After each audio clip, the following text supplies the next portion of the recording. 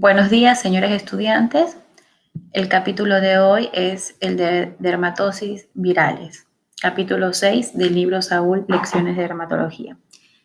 Bien, las enfermedades virales que atacan la parte dermatológica son muy frecuentes en nuestra población y hay que sospechar de ella, más que todo de una enfermedad de etiología viral, cuando es estacional, cuando afecta a grandes grupos de población y cuando desaparece en forma espontánea y resiste a los antibióticos. Y es muy importante cuando uno ve una dermatosis ver dentro si es infecciosa, si es bacteriana o es viral o es micótica. ¿Por qué? Porque al ser una enfermedad viral es importante no crear más resistencia a los antibióticos dándole tal medicamento que no va a tener repercusión en tal patología. Las enfermedades virales más frecuentes son producidas por el herpes virus, el papovavirus y el pox virus. Y ahora muy frecuente también por picornavirus, que vamos a ver después, la enfermedad de mano, pie y boca, que seguramente algunos de ustedes han de haber escuchado. El herpes virus es un grupo de virosis que tiene tres subfamilias: subfamilia alfa, subfamilia beta y subfamilia gamma. Dentro de la subfamilia alfa tenemos el herpes virus hominis 1, el herpes virus hominis 2, el herpes hominis 3, que es la varicela zoster, el herpes simple y el herpes simple tipo 1 y tipo 2. La subfamilia beta es el herpes virus 5, que es el causante que es el citomegalovirus. Y la subfamilia gamma es el herpes virus 4, que es el Epstein-Barr, lo que es la mononucleosis infecciosa, el herpes virus humano 6, exantema súbito, el herpes virus humano 7, que está dentro de las etiologías que se menciona como teoría de la causante de la pictiriasis rosada, muy común también, y el herpes virus 8, que es relacionada con la etiología del sarcoma de Kaposi, entre otras, ¿no? Otro gran grupo de virosis es el papilomavirus humano, HPV, el picornavirus, como les mencioné, que también está dentro de la dermatosis viral frecuente actualmente, que es la enfermedad de mano, pies y boca, y el poxvirus. De las tres patologías que menciono aquí, la más frecuente es el molusco contagioso. Muy bien, vamos a empezar con lo que es el herpes simple.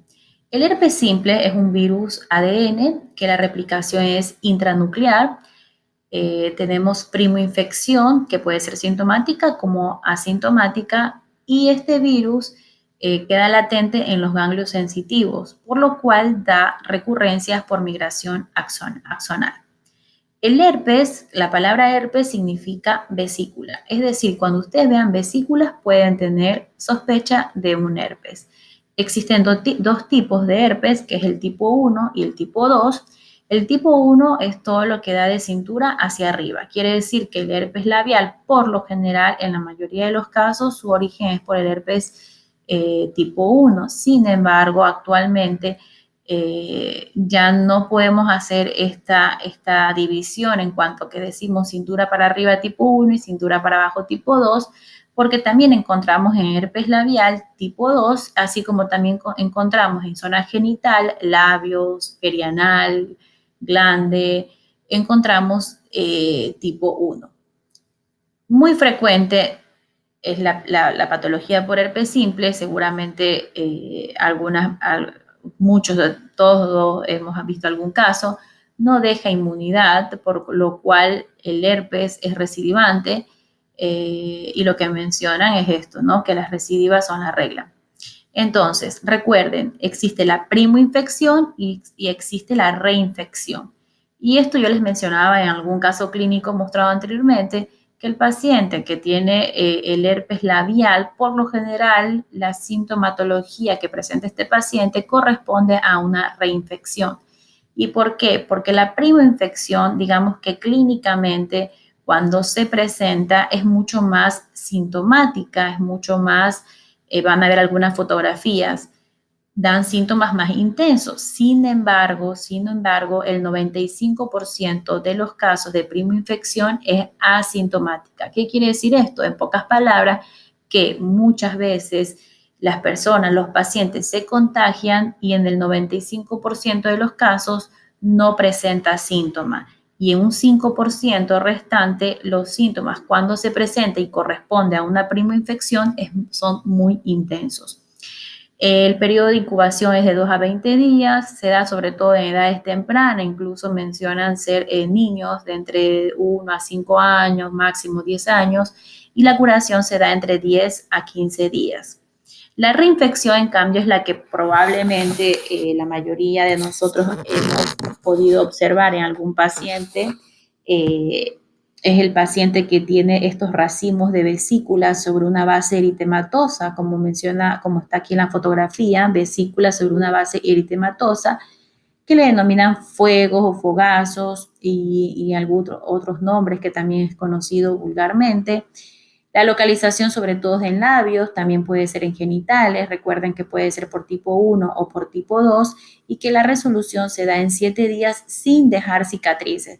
Miren la diferencia como en la primoinfección la curación es en 10 a 15 días y en la reinfección es de 7 días. Y en realidad hablar de curación como tal es la curación clínica, porque el virus, como les mencionaba, queda latente en los ganglios sensitivos y hay recurrencia por esta migración axonal.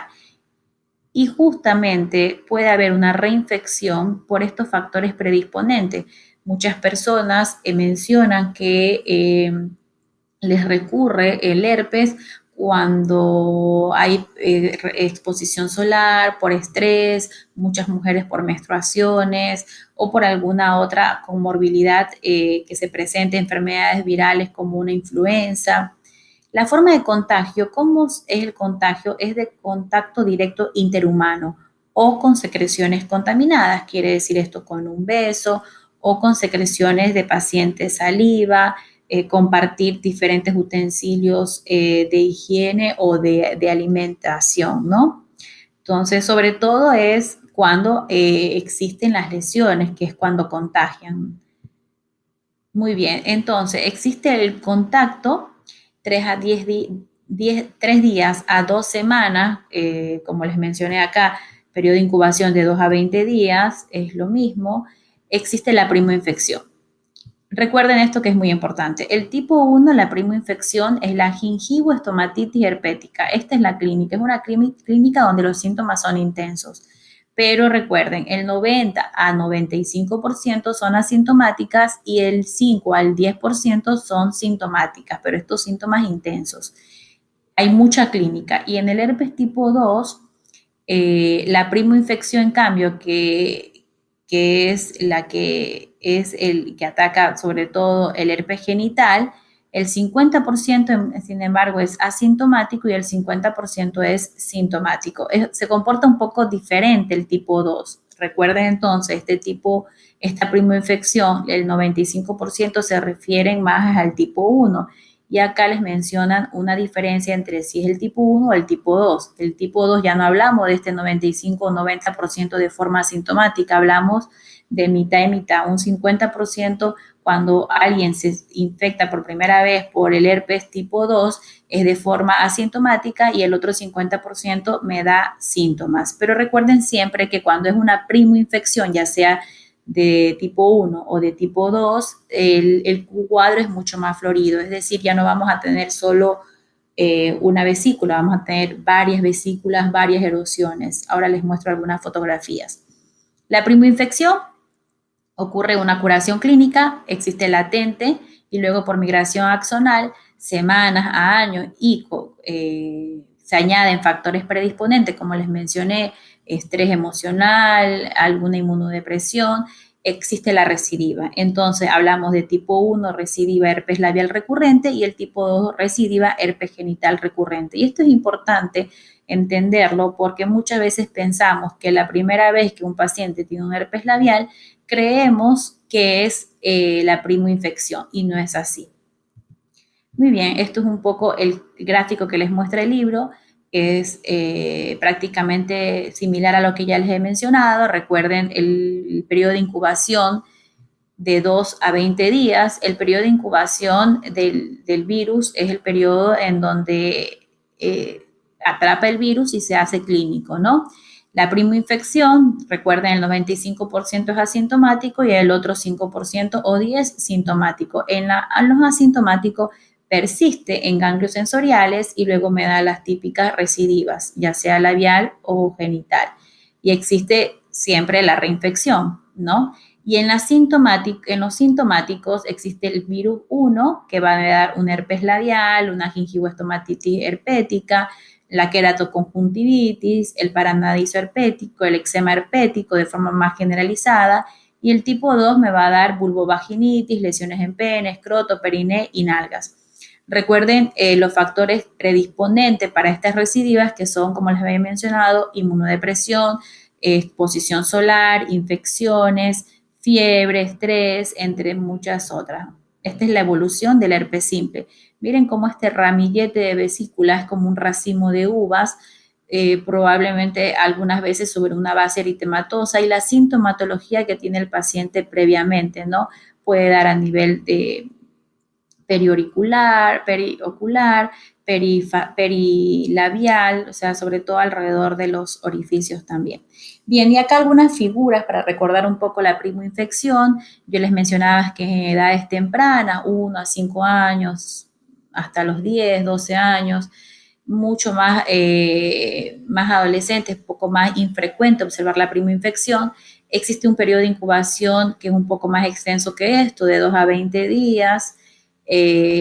Existen síntomas generales acompañando la sintomatología herpética: fiebre, adenopatías, malestar, cialorrea, halitosis, gingivitis, pero sobre todo hay mucho dolor. Incluso el dolor está previo a la presentación de los síntomas. Esto es lo que más lo caracteriza: dolor, ardor y vesículas que se erosionan. Justamente vean cómo son las lesiones, como con un halo eritematoso, un halo que está alrededor, eritema, como que tuvieron una membrana blanquecina, pero que cuando uno trata de retirarlo con un bajalengua, esto no se retira, esto no es un muquet, no es una infección micótica, son erosiones, digamos, como tipo aftoide, ¿no? Y esto representa la el compromiso de las encías, gingivoestomatitis herpética. En el tipo 2, la primoinfección, recuerden que es a nivel de genitales, puede dar a nivel de pliegue interglúteo en un niño. Recuerden que es en edades tempranas, pero este sí puede comprometer un poco edades mucho más como es la pubertad, ¿no? Por ejemplo, ya tipo adolescentes, cuando han tenido su primera relación sexual. Pero no olviden que actualmente se está viendo mucho en esta patología tipo 1 y de cintura para arriba también el tipo 2, por las diferentes prácticas sexuales que existen. Pene, vulva, glúteos, ano, ulceraciones crónicas pueden dar, sobre todo ya erosionadas. No llegamos a ver las vesículas, pero sí las erosiones. Recuerden que después que una vesícula se destecha, nos queda una erosión, que es una pérdida de solución de continuidad. Muy bien, y tenemos las complicaciones de esta primoinfección. Como es mucho más florida, y síntomas más intensos, tenemos la queratoconjuntivitis, una faringitis, lo más temible, una meningoencefalitis, una radiculoneuropatía, un eczema herpético de forma generalizada, sobre todo en pacientes con dermatitis atópica u otra patología dérmica, artritis monoarticular es su característica, y infecciones también sistémicas. Muy bien, ahora nos vamos a las recurrencias. Recuerden que el tipo 1 me daba la mayoría de los síntomas me da más que todo en las recurrencias, no así en los tipos genitales. La lesión ahí que se presiente que vamos a tener clínica, porque hay ardor, hormigueo, hinchazón o prurito previo a la lesión. El ramillete de vesículas sobre una base eritematosa, vean cómo hay eritema alrededor. Incluso algunas se pueden impetiginizar porque el paciente se manipula, porque como son vesículas que se destechan, están a la intemperie del medio externo y se puede recuerden el impétigo secundario, la impetiginización. Recuerden, les mostré alguna vez algún caso clínico de un herpes labial impetiginizado, que no es un impétigo vulgar, sino una impetiginización. La vesícula se destecha, hay una desecación del contenido, se queda una costra y luego sucede la curación en 7 a 10 días sin cicatriz. Esto tampoco deja cicatriz. El virus, recuerden que persiste en forma latente dentro del organismo, por ende tenemos estas recurrencias, tanto herpes labial como herpes genital recurrente, y ante una depresión inmunitaria viaja por el nervio periférico hacia la piel o mucosa donde se replica y aparece la recurrencia. Y esto es importante mencionarle al paciente porque probablemente él piensa que ustedes le van a dar el tratamiento oral o tópico con aciclovir y el paciente no sabe que esta patología o esta enfermedad viral puede tener recurrencia. Recuerden los gatillos, miren cómo hasta las alteraciones hormonales, siempre un paciente cuando yo tengo una recurrencia muy sintomática que sale de lo típico de la patología y se presenta de forma atípica, muy generalizada y siendo una recurrencia, yo podría investigar en un paciente algunas inmunodepresiones y entre ellas lo que es muy importante, una serología y pedir un HIV, porque hay pacientes que son muy jóvenes y que tienen recurrencias frecuentes de tipo, no sé, puede ser unas 10 veces al año. Entonces, ¿por qué este paciente, además del factor predisponente, que puede ser que cada vez que tenga influencias muy a repetición, vía infecciones de vías aéreas respiratorias, me presente esta recurrencia? Bueno, algo está pasando en su sistema inmunológico que clínicamente me está presentando esta recurrencia labial. Y otra cosa importante añadir es esto, las enfermedades de transmisión sexual se asocian entre sí. ¿Qué quiere decir? Que la presencia de una favorece la aparición de otra. Siempre un paciente que tenga, por ejemplo, herpes genital, podría llevarme a que predisponga mucho más a presentar otra como es una sífilis y, ¿por qué no?, un VIH. Entonces, siempre tratar de que el paciente con herpes no es que es un paciente que sine qua non, sí o sí va a tener un SIDA o va a tener un VDRL, pero sus factores pueden predisponer para que esas recurrencias virales me lleven a mí no a causar alguna otra enfermedad de transmisión sexual, pero el comportamiento hay que estudiar a ese paciente para seguirlo en controles. Las recurrencias generalmente son más leves y de menor duración, eso siempre recordarlo, porque hay inmunocompetencia, es un paciente inmunocompetente, no así en pacientes atópicos, trasplantados, como yo les mencionaba, donde la clínica de este herpes recurrente va a ser mucho más florida y se va a parecer, por ejemplo, a una primoinfección. El herpes tipo 1 da sintomatología más leve y el herpes tipo 2 lo que se caracteriza es porque son frecuentes. Un paciente que le acude a su consultorio por un herpes genital es un paciente que probablemente al año consecutivamente podrá acudir 2 o 3 veces. Por eso siempre estar muy atento a qué factores son los predisponentes y también nunca olvidar que no están de más pedir una serología en aquellos pacientes en donde yo sospeche que pueden tener alguna otra enfermedad de transmisión sexual. Muy bien, existen complicaciones también de estas recurrencias en menor grado, no como la primoinfección que me puede dar una meningoencefalitis. Sin embargo, existe el eritema polimorfo menor, que lo vimos en lesiones elementales, donde dejaba lesiones en tipo diana, que yo sospecho que previo, 2, 3 semanas previas, 15 días previos, este paciente pudo haber tenido un herpes. Y este herpes gatilla esta presentación clínica de este eritema polimorfo menor o mayor, dependiendo. La mayoría de los eritemas polimorfos, ya sea menor o mayor, la causa es una causa viral y entre ellas el herpes virus. Esta es la complicación más importante. Incluso en estos pacientes, dentro del tratamiento, hay que hacer una supresión porque son muy recidivantes estos cuadros clínicos. La generalización del herpes se ve en pacientes inmunosuprimidos severos. Quiere decir, por ejemplo, acá tiene lesiones que tienden a la necrosis, lesiones como más generalizadas, en mayor número, más sintomatología. Estos pacientes, yo veo esto clínicamente, sospecho de un herpes, pero a la vez no solo me quedo con que es un herpes, sino que si este paciente no tiene un diagnóstico de una inmunosupresión, tengo que investigar serología.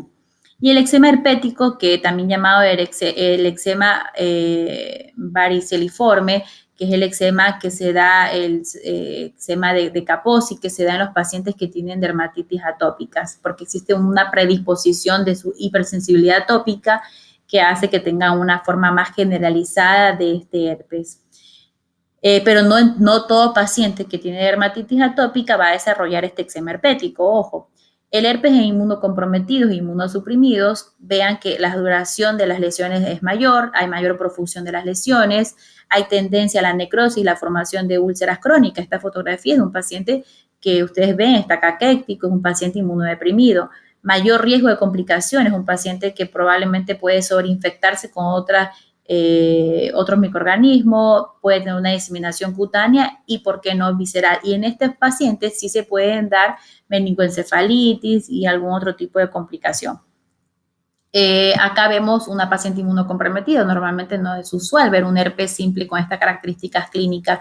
Abarca, son extensas, tienden a la necrosis, la sintomatología es mucho más importante. Vean este joven, este es un paciente con SIDA. Entonces, yo si no supiera que tuviera SIDA, yo tengo que sospechar que algo pasa con su sistema inmune. Y esta es una paciente, si ustedes se dan cuenta, tienen características de atópica y forman estas vesículas de forma más generalizada, que no es una localización típica del herpes, pero hay compromiso ocular, queratoconjuntivitis, que me hace sospechar de que es un eczema herpético. Muy bien, entonces el diagnóstico del herpes es clínico, 90% clínico, o sea, nadie hace una biopsia ni nadie hace un estudio para poder saber si es un paciente con herpes. Sin embargo, existe algo que se llama el citodiagnóstico de sangre y la histopatología, que vamos a ver a continuación. Pueden hacer un cultivo viral, dosaje de anticuerpos, muchas veces hay médicos que piden IgG, IgM de herpes para ver si hubo exposición, hay exposición activa o hubo exposición, hay antígenos virales por inmunofluorescencia y la microscopía electrónica. Pero de todos estos, saber que la clínica predomina y existe el citodiagnóstico de SAN, pero sobre todo a nivel hospitalario, tal vez cuando ustedes manejen su rural no va a ser muy práctico, pero sí saber cómo es la clínica del herpes les va a ayudar muchísimo. Recordar, el 85% de la población presenta serología positiva para herpes tipo 1. ¿Qué quiere decir esto? Que realmente casi, miren cómo es un porcentaje bastante alto de la población. Si ustedes piden un dosaje de anticuerpos y piden IgG, la mayoría de los pacientes van a presentar IgG positiva, más no tal vez IgM si es que el paciente no tiene la lesión activa, mientras que el 16% de los pacientes van a tener herpes virus tipo 2. Muy bien, entonces es más frecuente el tipo 1 que el tipo 2. El citodiagnóstico de SANC consiste con un portaobjeto de estrechar esta vesícula, quiere decir romperla, y este líquido, pegarle aquí un portaobjeto para que pase por ese líquido por el portaobjeto y luego teñirlo con una tinción de Giemsa y nos va a dar estas células gigantes multinucleadas que me da diagnóstico de una patología por herpes virus. Independientemente, recuerden que la subfamilia del herpes virus puede ser tipo 1, tipo 2 y tipo 3. El tipo 3, recuerden que es la varicela zoster, entonces yo con este diagnóstico de SAN, yo no sé si es una varicela zoster o si es un herpes simple, pero de eso me lo va a dar las características del paciente. Si tiene un herpes labial, pues yo voy a decir que no es una varicela, sino que es un herpes simple labial. Pero esto es para complementar muchas veces cuando tenemos duda de que si es una patología viral o no, más que todo para poder instaurar tratamiento y no tener que cubrir al paciente con algún antibiótico innecesariamente. Pero sepan que existe y que no es exclusivo para las patologías virales, se utiliza en muchas otras patologías, entre ellas pénfigo y otras patologías bacterianas también. Pero lo principal que ustedes lo recuerden cuando vean ahora que vemos dermatosis virales, porque la mayoría es conocido por esto, por su ayuda diagnóstica complementaria en patologías virales como es el herpes simple, la varicela zoster. Muy bien, la histopatología son vesículas intraepidérmicas. Recuerden cuando vemos lesiones elementales que las describían en los mecanismos de acción, que hay una balonización de la célula, ¿sí? Como que se edematiza esta célula con células gigantes multinucleadas en su interior, que es lo que representa también el citodiagnóstico de SAN.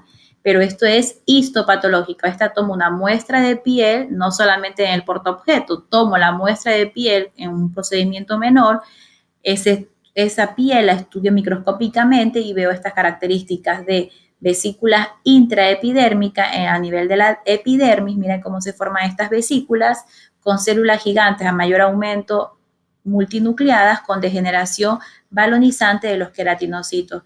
Esto es sacado de una revista de Acta Hermosifiliográficas. Vean cómo va aumentando. La A es a menor aumento, mayor aumento, B, C y a mucho más aumento, donde podemos ver estas vesículas intraepidérmicas.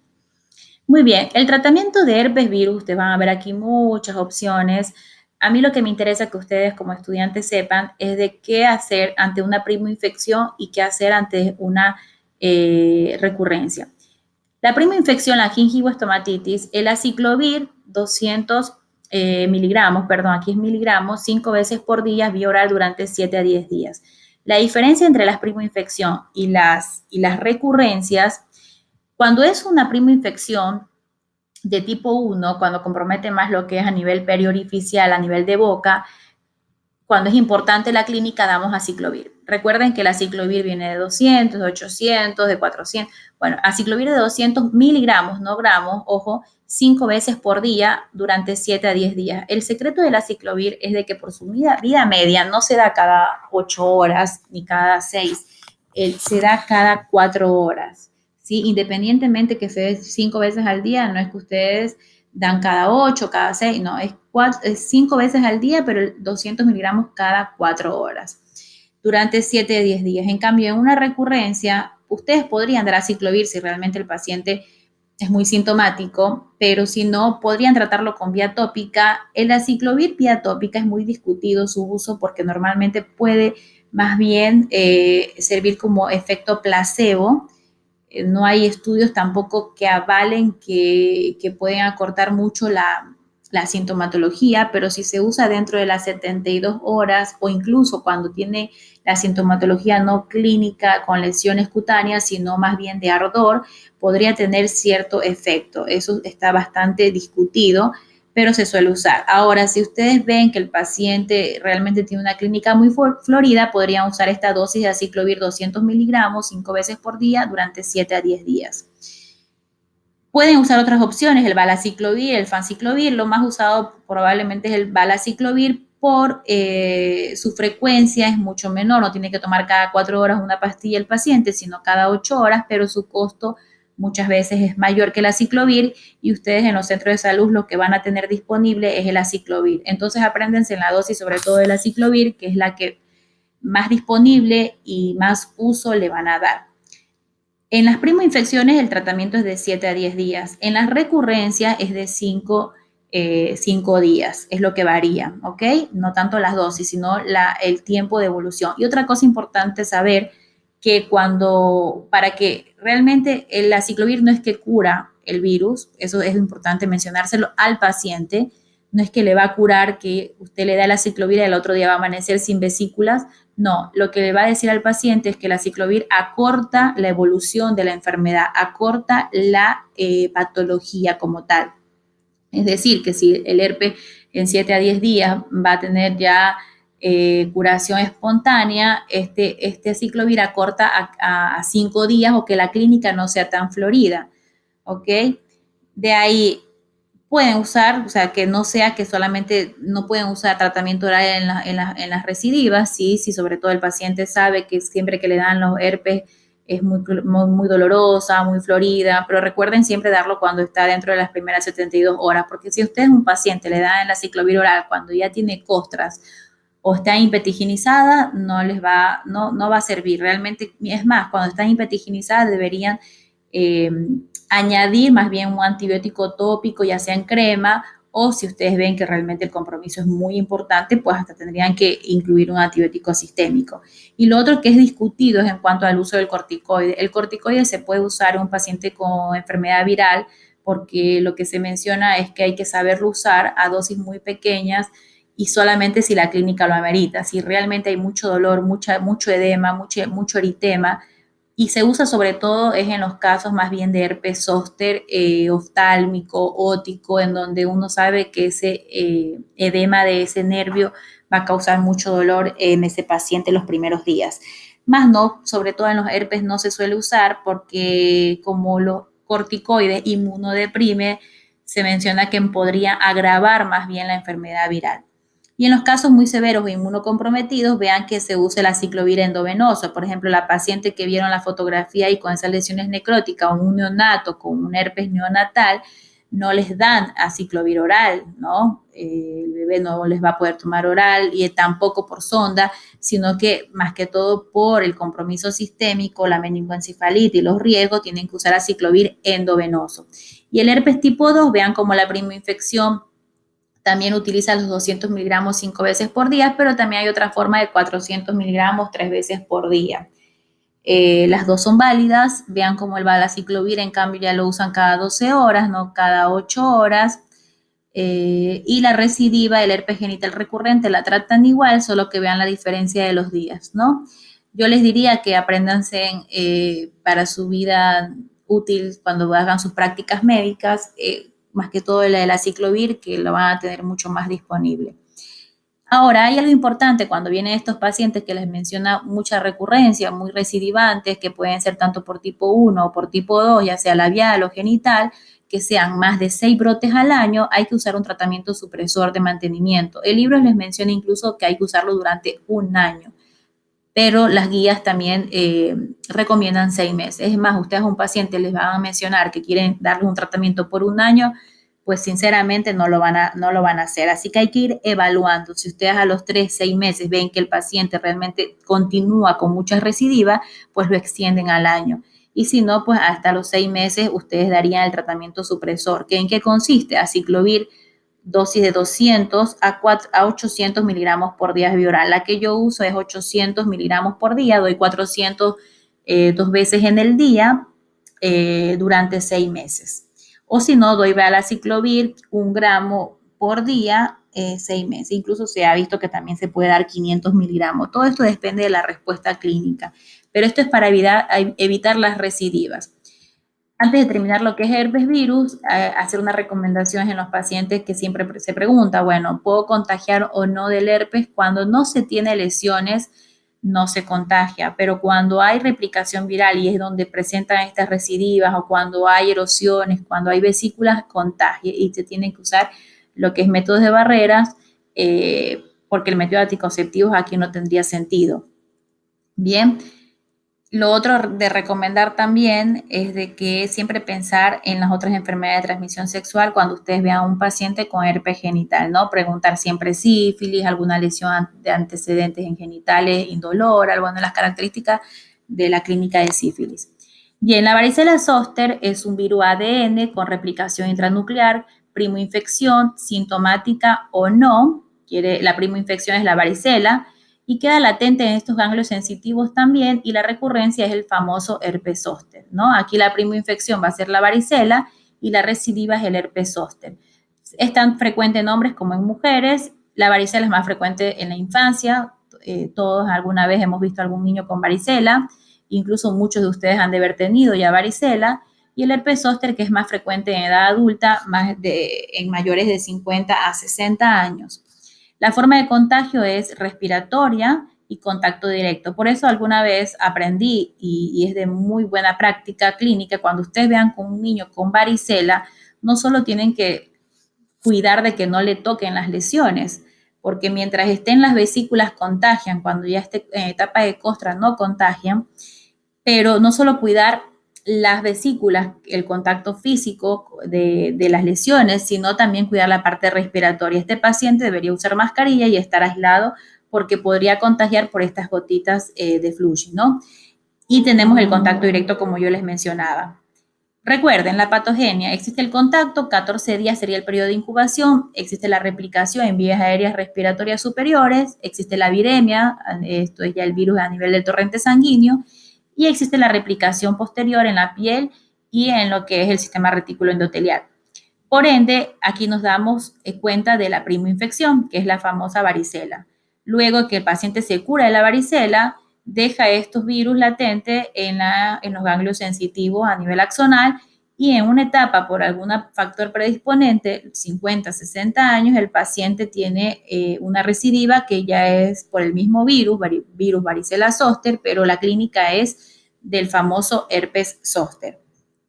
Este es un esquema de libro, es lo mismo, virus, el periodo de incubación de 10 a 15 días, la primoinfección, clínica de varicela, me cura, me deja inmunidad, pero para la varicela, pero este virus persiste en los ganglios y me da una reinfección, que es el llamado herpes zóster, por alguna inmunosupresión, ¿no? O sea, algún factor, el paciente presentó una influenza, el paciente es diabético, el paciente tiene SIDA, el paciente, algo pasa que este paciente presenta esta clínica de zóster.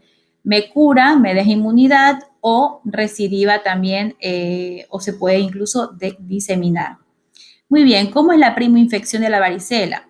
Yo lo que siempre recuerden de varicela es de que es polimorfa, quiere decir, en realidad un pseudopolimorfismo, porque no es que me da varias lesiones, sino que están en diferentes etapas las lesiones. Por ejemplo, la sarna es polimorfa, asimismo, o sea, yo puedo tener lesiones en costra, lesiones en vesícula. Acá parecido, tengo pápulas, tengo vesículas, tengo pústulas, tengo costras. Cuando el paciente tiene vesículas es contagioso porque es el líquido de las vesículas que contagian. Cuando ya está en fase de costra deja de ser contagioso. El problema está que cuando tengo costra me aparece una vesícula nueva en la espalda o en alguna otra localización. Entonces el paciente continúa siendo contagioso. Hay síntomas prodrómicos generales de fiebre, astenia, malestar, anorexia y 2 a 3 días después aparecen las lesiones. Esto es característico y es muy importante para diferenciar con otras patologías de que aparece cefalocaudal. Quiere decir que primero hay un compromiso cefálico, cuero cabelludo, cara y luego va bajando tronco y luego extremidades. Respeta palmas y plantas, es una característica para diferenciarla de, por ejemplo, un Coxsackie, una enfermedad mano y pie, que tiene más bien compromiso de palmas y plantas. Existe compromiso de mucosas probablemente y 2 a 3 semanas existe una curación. La curación puede dejar sí o no cicatrices, depende muchas veces de la intensidad con la que dé la patología. Y son las famosas cicatrices varioliformes, que todos conocemos, las típicas cicatrices que deja la varicela. Siempre se menciona que es preferible que a un paciente le dé muy joven a etapas tardías, porque entre más tardía de la varicela, la clínica es mucho más florida, mucho más intenso. Existen complicaciones como neumonía, encefalitis, incluso orquiepididimitis, que pueden causar esterilidad en adultos jóvenes. El síndrome de Rey, que es el síndrome que, perdón, aquí va con una mayúscula, es el síndrome que cuando el paciente que está con varicela toma aspirina y les puede haber un compromiso hepático. Y también se pueden dar casos de sobreinfección. Podemos tener incluso una varicela impetiginizada porque también esto provoca mucho prurito. El paciente manifiesta prurito y si tiene las uñas largas o hay mucho prurito, hay probablemente una sobreinfección por estos estafilococos o estreptococos que habitan en la flora normal de la piel.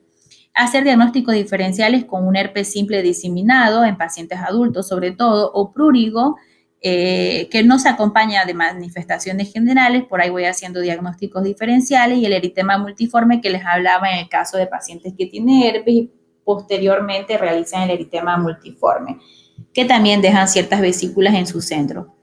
Muy bien, esto es una clínica de varicela, esto va a haber muchísimo, probablemente ahora menos porque existe la vacuna de la varicela en el esquema, pero realmente mucho antes del 2006 existían muchos casos de varicela, aún existe, porque ahora les voy a hablar un poquito más sobre la vacuna y su clínica, y ustedes ven que hay vesículas, hay pústulas, hay costras, acá también hay vesículas, acá hay una pústula,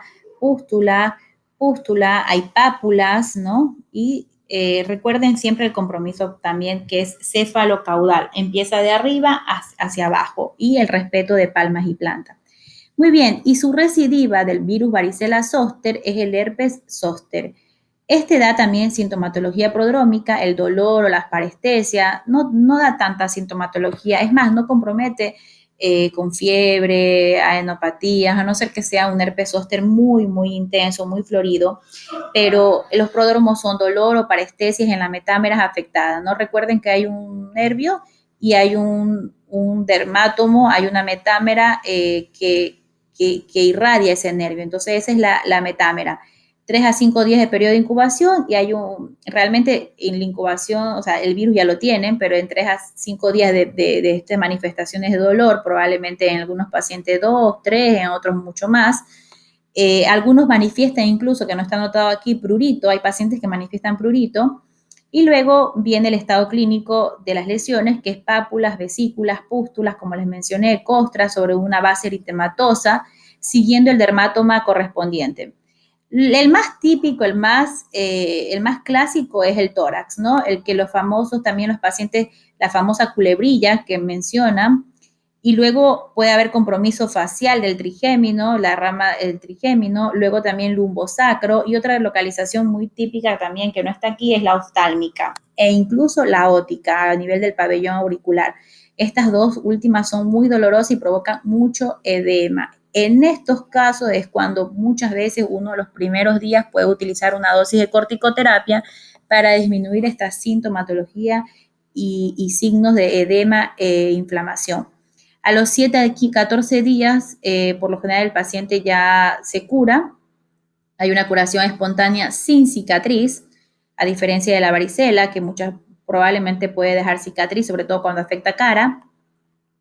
En chicos grandes, las complicaciones, como les mencioné, sobre infección, muchas veces hay pacientes que aplican tinta china o van de los curanderos, les aplican tinta china. El problema no es tanto la tinta china, el problema es que esa tinta china la utilizan en todos los pacientes, el mismo frasquito con el mismo pincel que utilizan para el paciente que vieron hace media hora y el posterior. La diseminación cutáneo visceral, la neuralgia postherpética, que se ve sobre todo en pacientes ya de mayor edad, quiere decir que mientras el herpes ataque a mayor edad, 80 años, 75, y a diferencia de un paciente de 50 años, a este paciente le va a afectar mucho más clínicamente. Existe también parálisis de los nervios comprometidos, del trigémino, cause o que comprometa, por ejemplo, que dé una tosis palpebral, que dé alguna manifestación por esta parálisis. Y existe el zóster sin zóster, quiere decir que existe compromiso neural, existe el dolor, la parestesia, pero no hay compromiso cutáneo. O sea, el zóster sin zóster, quiere decir que no van a haber estas lesiones, pero sí existe el paciente que manifiesta el dolor. Es muy diferente a la neuralgia postherpética, que es la neuralgia que se da posterior a la clínica, ¿no? O sea, el paciente sí tuvo clínica, pero queda con esta neuralgia postherpética. Y es muy frecuente la neuralgia. Como les mencioné, entre más edad, el paciente puede quedar con más neuralgia. Algunas fotografías del herpes, vean cómo son vesículas, algunas se agrupan formando como cierto tipo de ampollas, algunas costras ya, algunas se impetiginizan, miren cómo está a nivel axilar, el compromiso no tan frecuente. El herpes zóster oftálmico, este herpes zóster es muy doloroso, miren cómo hay un edema palpebral.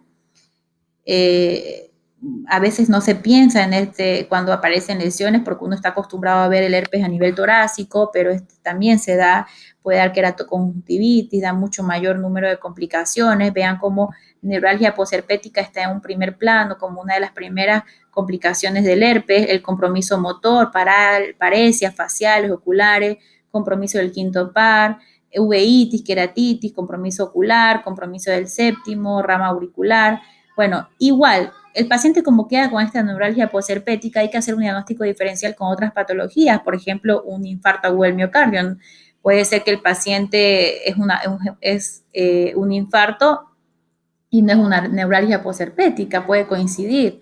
O en su defecto piensan que es un JAM, un infarto, y realmente es una neuralgia, sino que el paciente primero presenta el dolor, acude por el dolor, le hacen el electrocardiograma, todos los estudios, las troponinas, y está normal, el paciente no tiene ninguna alteración, y nadie pensó en herpes zóster, ¿ok? O una apendicitis, y que no llega al caso que lo operen, y de días posteriores presente sobre la piel las lesiones cutáneas.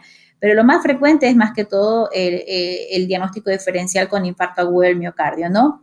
O algún pleuritis y eso. La apendicitis, por lo que la localización del herpes zóster no es tan frecuente. Pero yo he visto incluso en miembros inferiores, en piernas, en muslos, región sacrolumbar también es frecuente.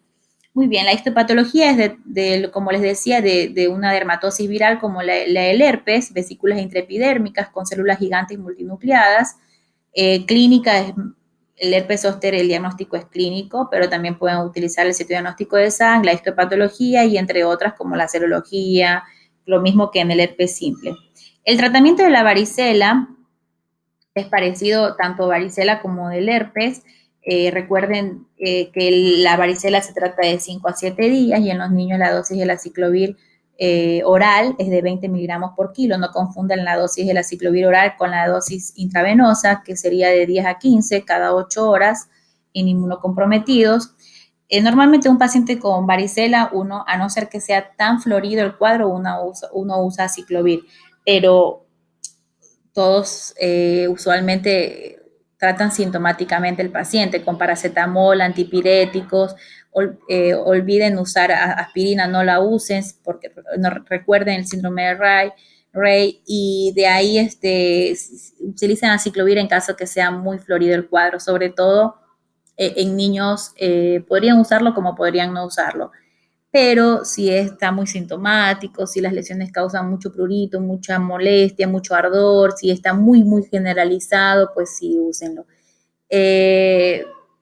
Pero si no, no. Y en los adultos, por las complicaciones que son más frecuentes en adultos, una varicela en adultos puede dar más complicaciones que en un niño, entonces sí podrían usar el aciclovir. Y el herpes zóster, miren cómo es diferente al herpes simple, la dosificación es muy diferente y esto sí recuérdenlo.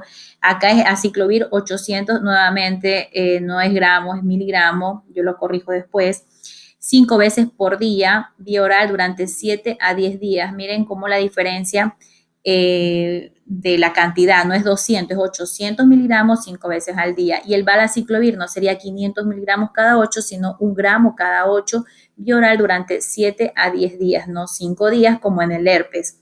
Y en los casos inmunocomprometidos severos, usamos ya el aciclovir a dosis de 10 a 15 miligramos por kilo. Bien, lo único recordar de la vacuna de la varicela zóster es que está incluida dentro del esquema desde el 2006, que se da a los 15 meses, en otros países incluso suelen dar una segunda dosis, así que recuerden esto para que antes a nosotros seguramente, bueno, al menos yo no tuve esa vacuna la mayoría de nosotros nos daba la varicela, pero lo bueno de esta vacuna, aquí existe esta página de www.sabin, que existe desde 1970, fue por este profesor Michiaki Takahashi, que inventó esta vacuna, esta base de gelatina y cantidades residuales de neomicina. Por eso en pacientes alérgicos a la gelatina no se les podría dar, pero por general no es tan usual esta alergia, y se puede dar en pacientes inmunocompetentes, o sea, un paciente inmunosuprimido no se les ocurra darle varicela zóster en la vacuna. A partir de los 12 meses se puede dar y existe la vacuna que es la vacuna contra la varicela, la vacuna tetravalente, que fue aprobada hace más de 10 años para niños entre 12 meses y 12 años de edad, que esa es la que después dan como refuerzo, pero en nuestro país ponen una sola dosis a los 15 meses, como yo les decía. Otra cosa interesante de acá, que es muy importante, es ver cómo los pacientes que son vacunados desarrollan una respuesta inmunitaria del 76 al 85%, y esto aumenta a medida que reciban más dosis. En nuestro país solo aplican una sola dosis. Esto es importante porque mucha gente pregunta, bueno, si estoy vacunado, ¿por qué hay pacientes que presentan varicela? Pues en realidad los pacientes, la vacuna no es que te da un 100% de efectividad para que todo paciente que es vacunado desarrolle una respuesta inmunitaria, como ustedes ven ahí, del 100%. La eficacia del calendario con una dosis oscila entre el 70 y 90 para las infecciones de todo tipo y llega al 95% para la enfermedad grave. Es decir, que sí me cubre el 95% de la enfermedad grave, es decir, una varicela que me da complicaciones, una varicela muy florida, muy extensa, muy generalizada, sí me protege la vacuna. Pero hay un 70 o un 90%, existe un 30 a un 10% que me puede dar una varicela, pero de un cuadro mucho menos florido, que no comprometa tanto el sistema inmune, ¿no?